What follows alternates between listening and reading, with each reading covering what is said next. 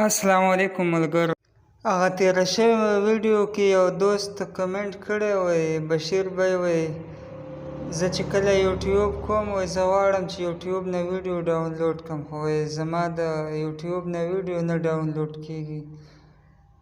بلکل یار داسې ډایرکټ خو یو یوټیوب نه هم نه ډاونلوډ کېږي، خو زه درته یو څو ټپس ښیم او په هغې سره بلکل بیا ته کولی شې چې څه هم ډاونلوډ کړې د یوټیوب نه بلکل ډاونلوډ کولی شې، خو کوشش کوه چې اسلامیک ویډیو ډاونلوډ کوه ښه.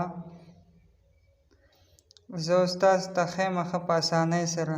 ملګرو که څوک نه وي پیج سره فالو کړئ، چینل سبسکرایب کړئ، دغسې ویډیوګانې جوړوم نو فایده به درته میلاویږي دي.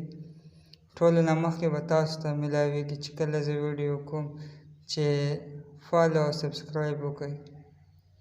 او که ویډیو مو خوښه شوه خامخا به یې ملګرو سره شیر کوئ ښه. زه اوس ځمه یوټیوب ته چې تاسو ته هغه ټپس وښیم چې یوټیوب نه ویډیو څنګه ډاونلوډ کېږي. ما یوټیوب اوپن کړو، دا ګورم مثلا دا ما ووهه خو دلته نه ډاونلوډ کېږي، ډاونلوډ آپشن نه راځي. ټیک شو که نه. دې نه زه اوس بیک ځمه، واپس هوم سکرین ته رالم او دلته کې به تاسو لاړ شئ یو اپلیکیشن به ډاونلوډ کوئ. ځئ به ګوګل ته، ګوګل ته رالم، دلته کې به ولیکئ ویډیوډاونلوډ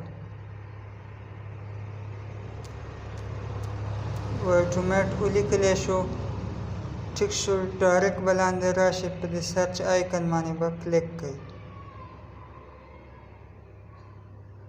دلته کې بر رالی ویډیوډاونلوډ کام، د دې ځای نه هم تاسو کولی شئ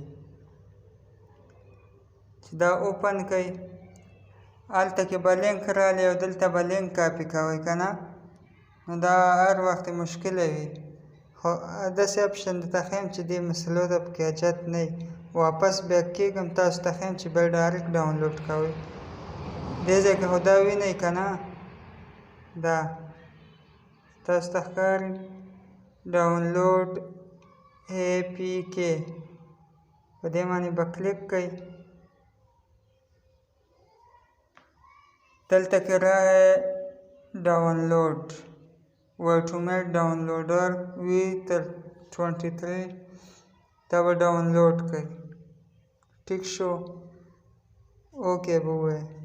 دلته کې دا وایي چې دا داسې او هغسې، خو داسې مسله نه کوي، زه خپله یوز کوم ما ډاونلوډ کړی. اوکې باندې به کلیک کړئ، ډاونلوډینګ چالو شو.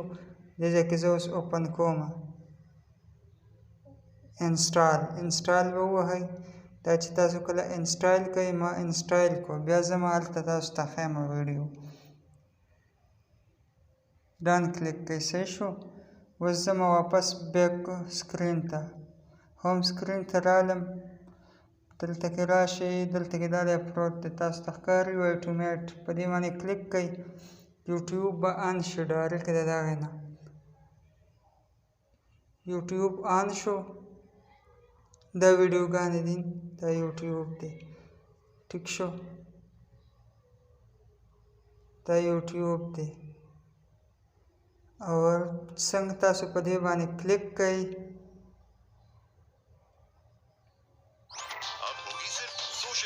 کلیک شو که نه، په دې باندې اوس دا ایډ چلیږي.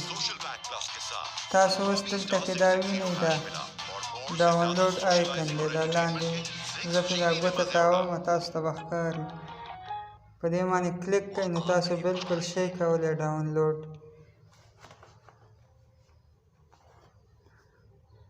دا د ویډیو را روانه ده. ټیک شو.